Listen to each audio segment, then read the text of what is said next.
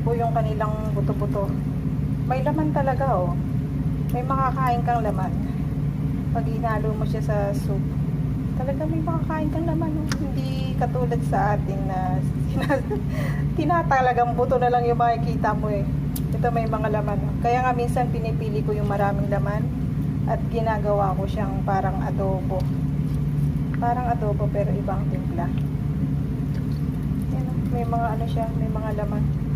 Titignan ko kung may mapipili ako na pwedeng ilutong paulam.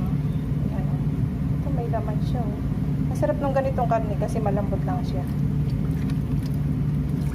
Malambot yung karne na ganito, nakakapit sa ano, sa spare ribs. Yan, spare ribs to sa harap, yung sa likod, yung sa may bandang baba, yun ang matigas ang karne. Pero ito mga malalambot ang karne nito.